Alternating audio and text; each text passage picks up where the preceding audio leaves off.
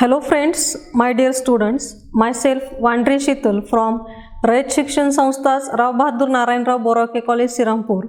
This video is prepared under the guidance and support of Honorable Principal Dr. Gaikwad Sahib. This video is prepared only for the educational purposes. In this video, we are going to show what is the composition of the human brain, which are the parts present inside the cranium or the brain box, what is its structure and what is the function. In the last video, we have seen about the spinal cord and the cerebrospinal fluid, which is the main important part of the central nervous system also. Now, the three different types of the systems as per the brain located working in the human body, that is the central nervous system, peripheral nervous system and the autonomous nervous system. This central nervous system, it consists of the brain as well as the spinal cord, and as we know that here this brain is also protected in the brain box or the cranium, and the spinal cord, it is also protected inside the vertebral column. Or this protection is because of they are the fragile organs inside the body, and for that purpose the nature has given them protection in the structural form of the bones, that is in the skeleton form. Now come towards the composition or the parts present into the human brain. This human brain, it is divided into the three main parts, that is the forebrain, midbrain and the hindbrain. Now, which are the parts present in the forebrain region? This forebrain is made up of the olfactory lobes, the cerebrum, which is the maximum or the largest portion of the brain, the diencephalon. Again, this diencephalon, it will be subdivided or it is having the subpart in the form of the epithalamus, thalamus as well as the hypothalamus region. Then this midbrain, it shows here the crura cerebri or the corpora quadrigemina, and the hindbrain. This hindbrain is made up of the metacephalon and the myelencephalon. This metacephalon is made up of the cerebellum as well as the pons varoli, and this myelencephalon is made up of the medulla oblongata, that is it shows here the extension to the medulla oblongata into the spinal cord. Now come towards here the forebrain. This forebrain is made up of the olfactory lobes, and these olfactory lobes, they are open outside in the form of the two lobes or the two nostrils, because these nostrils, they are helpful for the sensation of the smell, and for that purpose here these olfactory lobes, they are used here for taking the smell. Means the sensation of the smell, it will be get working out with the help of the olfactory lobes present into the brain, and the poor development of the olfactory lobes, it will be indicate that the poor sensation of the smell into the human being. Now come toward the cerebrum. Here this diagram is shows that which are the sagittal section or which are the elements parts present into the brain. That is, this uppermost portion is the cerebrum, which is the largest or maximum part of the brain. This cerebrum, it occupies near about the 85% of the total brain weight, and this cerebrum, it is divided into the left and right lobe with the help of the cerebral hemisphere by means of a deep median longitudinal fissure. With the help of this fissure, the two hemispheres internally, they are get connected to each other, but on observing the outer surface, we are looking that here they are get separated, and this connection with the help of the thick band of the nerve, that is called it as the corpus callosum.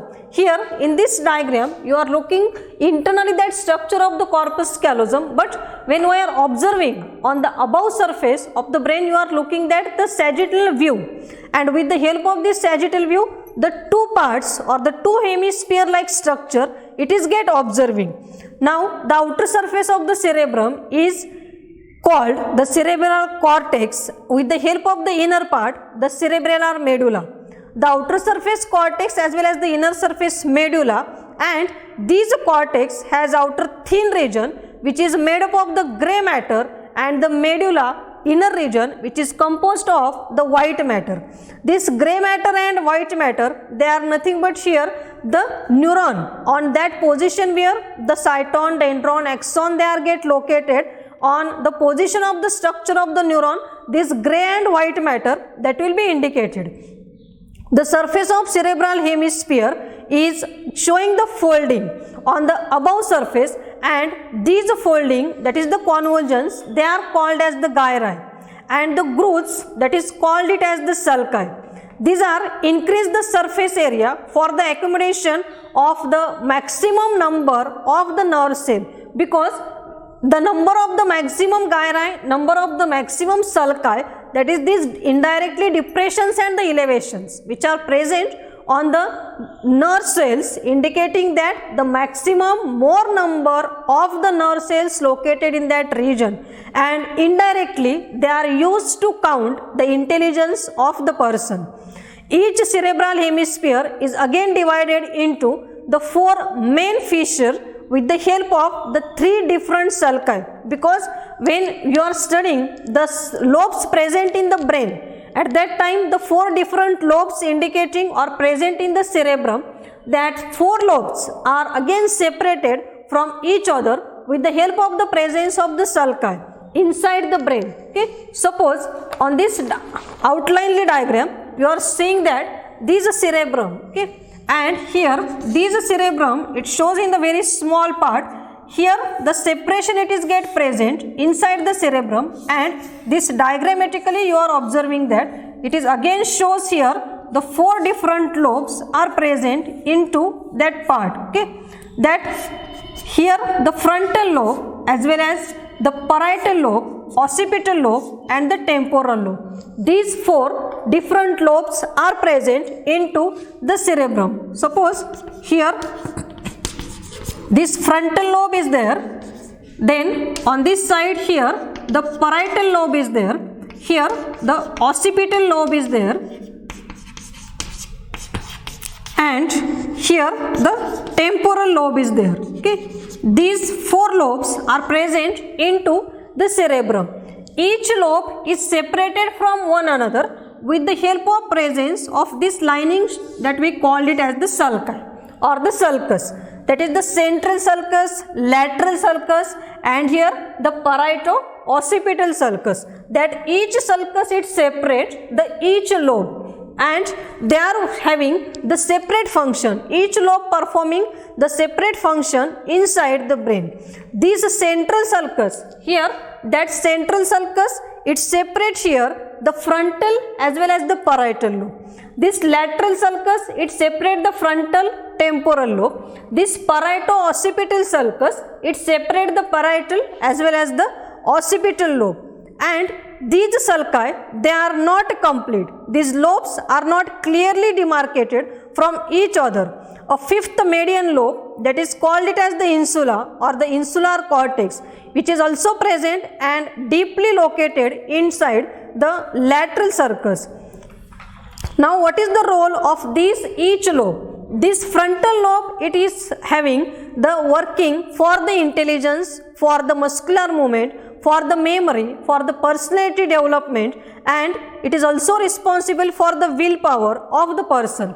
This frontal lobe it indicates the presence of the Broca's area or the motor and speech area, because whatever the words are created, these words they are created because of the presence of the motor speech area located into the frontal lobe. The second is the parietal lobe. This parietal lobe, it is mainly having the sensation of the pain, pressure, temperature as well as the taste. And this temporal lobe which is present below this temporal lobe, it is the center for the smell, hearing, speech and the emotions. And the occipital lobe, this occipital lobe, it is the sensation for the vision. When the object it will be get created on the retina, this object it is get transferred to occipital lobe and then this object it will be get identified. Here in this way the cerebrum, that is the most important part of the brain, made up of these 4 different lobes, and each lobe is having a separate role, separate function that control indirectly all the physiologic metabolic activity of the body. Now the second part is the diencephalon. This diencephalon further divided into epithalamus, thalamus and hypothalamus, and here in this diagram in the sagittal section, here this region below the corpus callosum, that's showing the presence of the diencephalon region. This above portion here is the epithalamus, this middle portion is the thalamus, and the lower portion is the hypothalamus region, because this togetherly made up of the diencephalon, which is the main part of the forebrain. This diencephalon here, it contains these 3 different components in the form of the thalami, and this epithalamus here, it is the thin non-nervous or the roof of the diencephalon. It is anteriorly fused with the pie matter. This pie matter, it is helpful in the secretion of the cerebrospinal fluid along with the choroid plexus located inside the brain. This epithalamus, it helps in the reticular activating system, that is, it acts as a relay center to the body. Now this hypothalamus here, it is the floor of the diencephalon and it is richly supplied with the different blood vessels. It maintains the constant internal pressure of the body, and that phenomenon is called it as the homeostasis.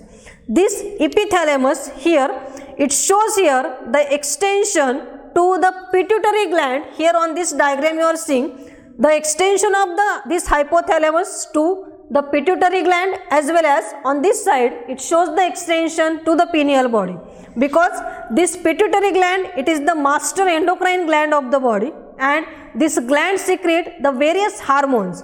This hormonal control helps to maintain the physiology of the body. This hypothalamus here, it is the link between the nervous as well as the endocrine system, because this endocrine system, it works in the form of the pituitary gland or in the form of the pineal body, which is located or which shows here the extension in the form of the structure of the hypothalamus. The different types of the hormones, it will be get secreted with the help of these hypothalamus, that is the oxytocin as well as the vasopressin. These are the neurosecretory cells. They are located in the pituitary gland and they are helps in the secretion of these 2 important hormones. It also works a complex limbic system in the form of the hypothalamus. This helps here in the working of the sensation, emotion, the motivation and the memory. Okay. Now this is about here the description of the forebrain. Okay, thank you.